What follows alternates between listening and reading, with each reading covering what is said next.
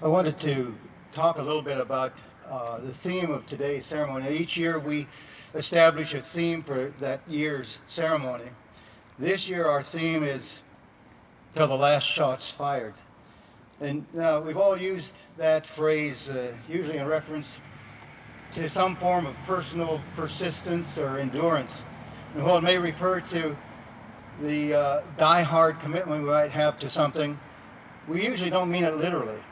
But today, that's exactly how we do mean it. On this Veterans Day, we offer this theme to make the point that until the last shot is fired in any war, that America's sons and daughters are called on to fight, the nation in whose name they go to combat must live up to its sacred and its legal obligation to provide the required care and the deserved recognition that the veteran service merits. Usually, it's the first shot fired in a war that is emphasized in our history books rather than the last shot. But in fact, our country's history began with a first shot being fired when the embattled farmers stood at Concord and Lexington and fired what Emerson called the shot heard around the world. Those Minutemen started us on our collective journey to nationhood. But after many colonial soldiers had died and many more suffered, there was a last shot fired in that Revolutionary War. In the War of 1812, after Francis Scott Key saw our Star-Spangled Banner waving at Fort McHenry and Andrew Jackson had defeated the enemy at New Orleans, there would be a last shot fired in that war. But for the veterans who were wounded or whose lives were changed in either of those wars, the struggle didn't end with the last volley of that war's muskets. And the first shots fired in our most bloody struggle, the Civil War, were fired at Fort Sumter, but after nearly 750,000 Americans had died, a last shot was fired at the time of Appomattox.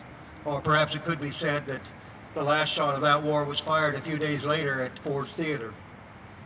But for the thousands upon thousands of wounded and uprooted Civil War veterans, and for those who would die young because of the damage done to their bodies by an enemy's minie-ball, that war didn't end in April of 1865.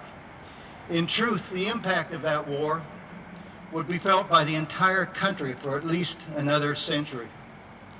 Likewise, the combat that we refer to as the Indian Wars did not end when Chief Joseph laid down his rifle at the feet of General Howard and pledged to fight no more forever.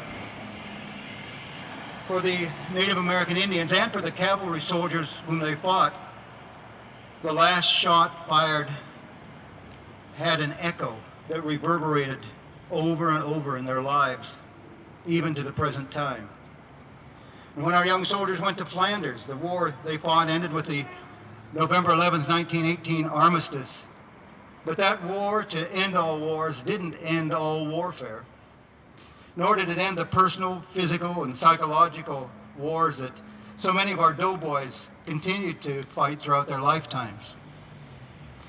Years after the last shot of World War I was fired, veterans of that war would go to Washington, D.C., attempting to obtain promised compensation, only to be fired upon by garrison soldiers representing the very government that they had so proudly fought for. For them, that war did not end in 1918. And the same scenario in one form or another can be applied to the veterans of World War II, the Korean War, the war in Vietnam, the Gulf War, and most likely, I regret to say, to those who now serve in our name in Iraq and Afghanistan.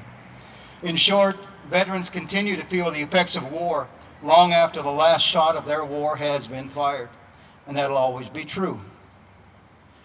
So until humankind finally realizes the insanity and futility of making war, we'll continue to make veterans. And as long as we continue to make war veterans, we have the most sacred obligation of all to care for their needs, to, in Lincoln's words, care for him who shall have borne the battle and for his widow and orphan.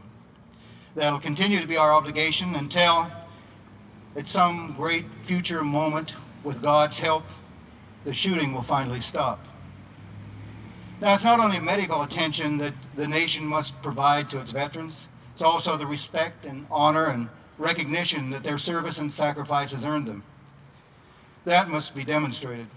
Our government and our citizenry must show that it acknowledges the special devotion, passion, compassion, commitment, and selflessness that motivated our veterans to serve this nation in war.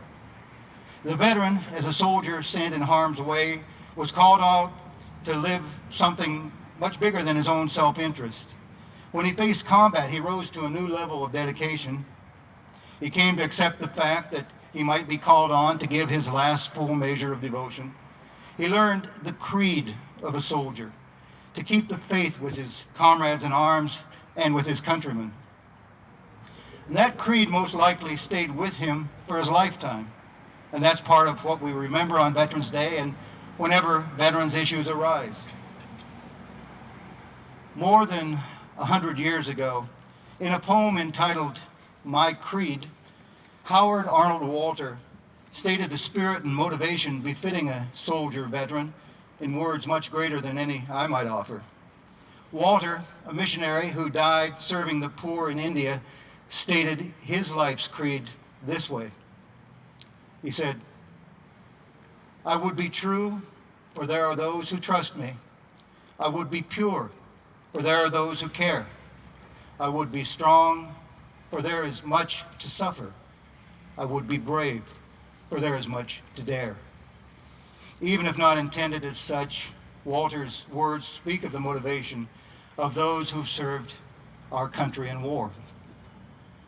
So, on this Veterans Day, we must all remember the sacrifices made in our name by our veterans. We must all understand that for veterans, the war does not end when that last shot is fired. We must all vow to not let our lawmakers forget the needs of the veteran community. And we must all pledge on behalf of ourselves and our government that our veterans, those who served and sacrificed in war on our behalf, and who have demonstrated that they could be true and be caring and be strong and be brave, will themselves be cared for and honored until war ceases to exist. That is, until the last shot is fired.